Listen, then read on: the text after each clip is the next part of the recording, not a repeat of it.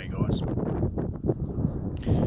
wanted to do a bit of a different video. I'm actually going to show my face for a change. I don't like getting in front of the camera, but I thought it'd be a bit more personal for you guys to get to know me better.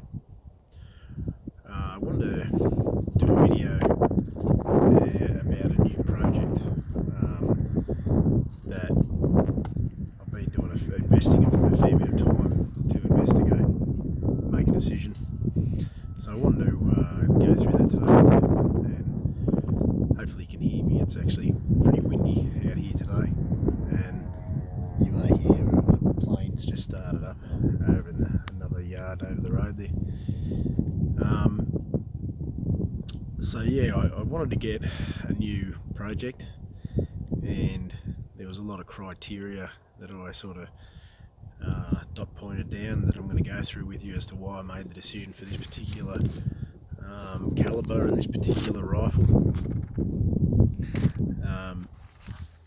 And I'll run through with you why the criteria I found important to me, and the decision that I ended up making. Basically, I wanted an all-round gun. That probably sounds easier to decide than what I found it ended up being. But I'll quickly run through the criteria. So one of the important things for me was it was cheap to shoot. And it had a large variety of projectile options. So those two items both involved for reloading and for factory off the shelf ammunition. I'm not reloading at the moment.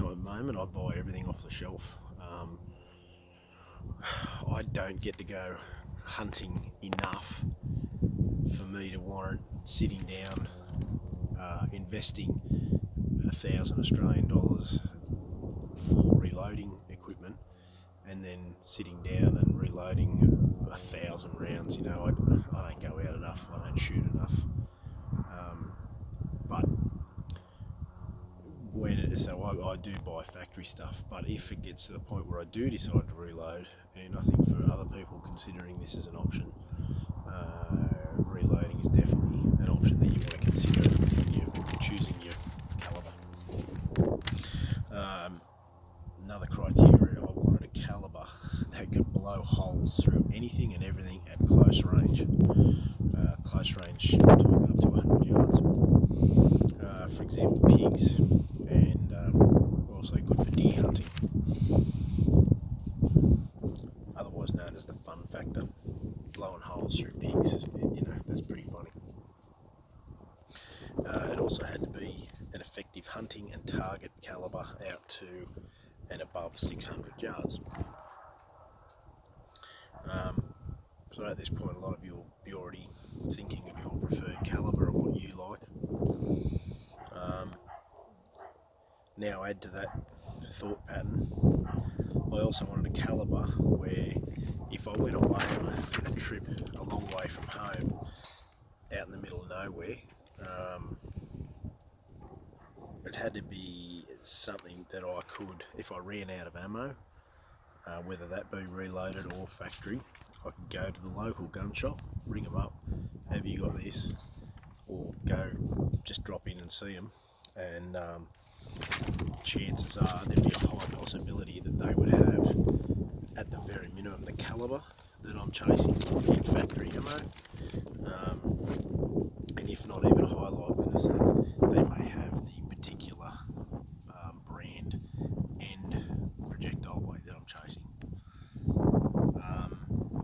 That can be a bit of a hard ask. Sorry, I'm looking at my notes here. I'll keep looking down. That can be a bit of a hard ask at the very small agricultural sales shops way out, when you're a few hours away from a major city. And the last criteria was it couldn't be a barrel burner. I don't want to be paying to be replacing barrels constantly, or worried about how many rounds I put through it. It had to be a pretty reliable, hard-wearing gun. The original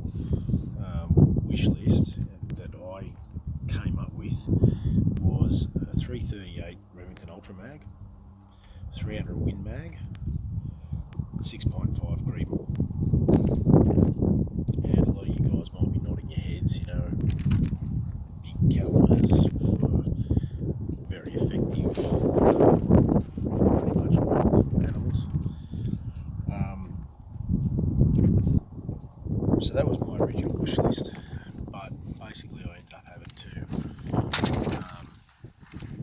discount those because in Australia they're quite rare, they're quite expensive. Not every shop's got them. I did have a 6.5 by 55 suite, but it was a brand new Seiko, and it was a timber stock. And every time I took it in the bush to go deer hunting, I was always worried about damaging the timber stock. Not, it was just a beautiful gun. But also in Australia, it's not a very common, not overly popular calibre. And I found that basically you could buy a 140 grain factory load, and that was it. Lead round nose, that was it. No other options from off the shelf. So that would force your hand to reload, which again, I'm just not in a position to be doing that right now. So then my options, I sort of started limiting myself down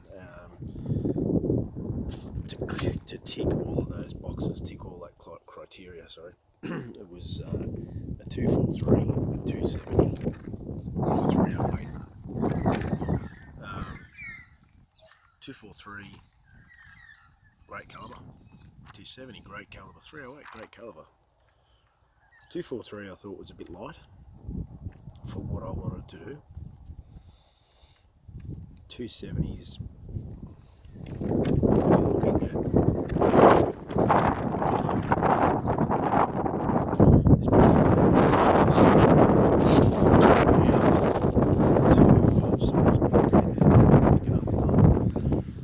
.270's not the most common round like a 30 calibre is for when you're trying to pick a variety of projectiles. It's also not as heavy. I know a lot of people are going to argue the velocity versus weight, impact and all that sort of thing. I definitely took that into consideration, and it was really high up there on the list in the end. But I think ultimately, just for availability when I went to any shop, and weight of impact and penetration, I couldn't go past a 30 cal. So I'm just going to quickly turn the camera around and I'll show you a couple of things that I had in place.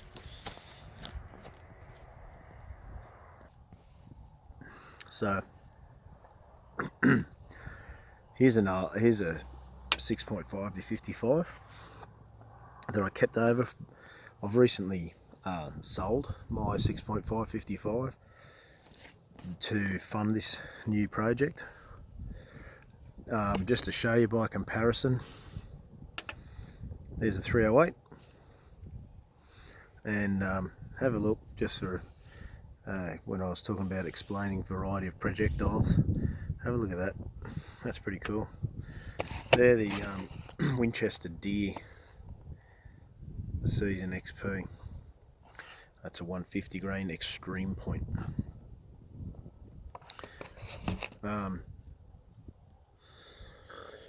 I actually did get to go and shoot a 300 Win Mag. That's 300 Win Mag in a 180 grain. So talking about projectile weight and what I was hoping for to get out of it.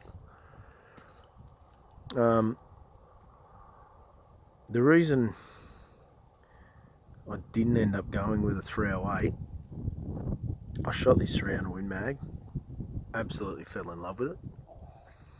Decided against it because the projectile I did end up deciding to go with, these are $15 minimum Australian per box, more expensive than the next one I'm going to show you. Nothing wrong with the 308. Good calibre, cheap as hell to shoot, but I'm going to show you in a minute. Actually, you already have one. The bullet I ended up going with caliber, sorry, I ended up going with 3006. 180 grain, the same as the 300. And when I take these two away, just have those next to each other.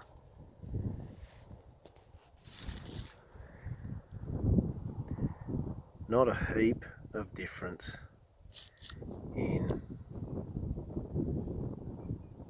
the amount of powder you can jam into it if you were reloading.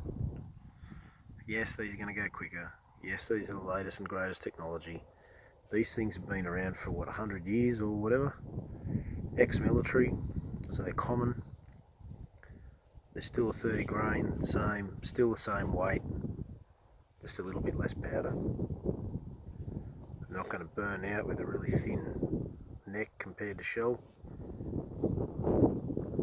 So this is what I end up going with. 30 cal. So I'll just show you a couple of other quick things while I've got you here. If I can set this up, because now that I've started this, because I'm filming with my phone, now that I've started I can't seem to turn it around. Okay, so this is my 308 that I already had. It's a Remington 7600.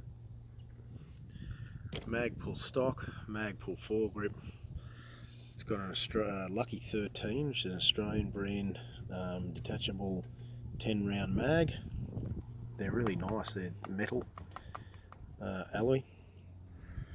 I've had the barrel shortened a couple of inches, and I had it threaded and put a muzzle brake on there.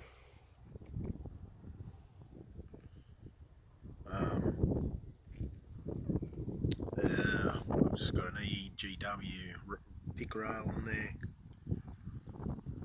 or weaver rail, Picatinny rail, whatever you call it, weaver rail, I think they are. And I've got the loopholed hog.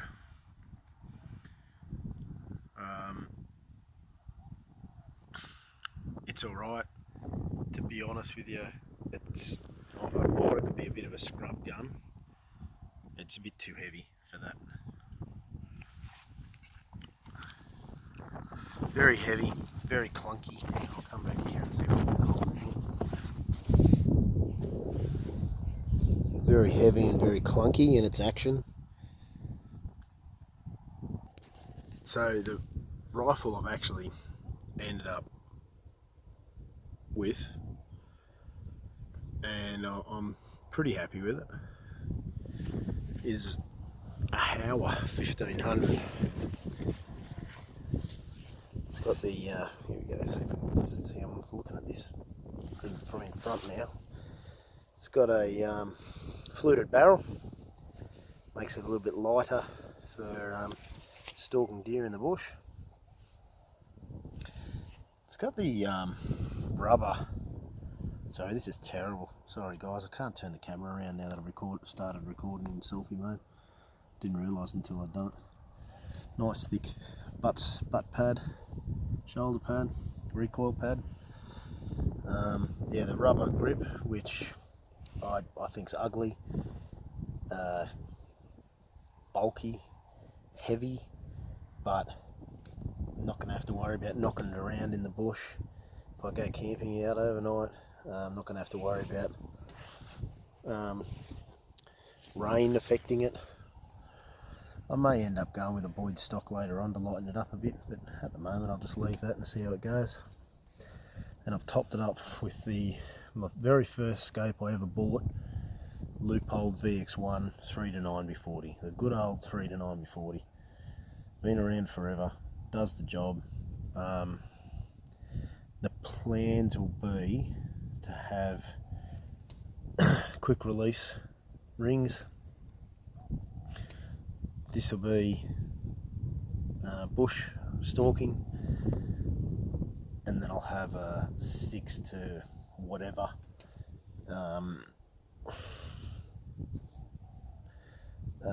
for long distance stuff, and I may be able to swap in a a red dot at some point.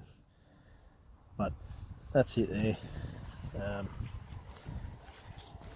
So I hope my reasons behind why I ended up choosing the 3006 sort of makes sense to a lot of people.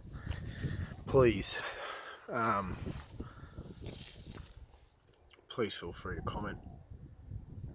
Tell me your thoughts, tell me your options. I know everybody's got a favourite, everybody's got an opinion. I'm not worried about that. Tell me, I don't care. But that's what I come down to. This rifle's 500 bucks Australian.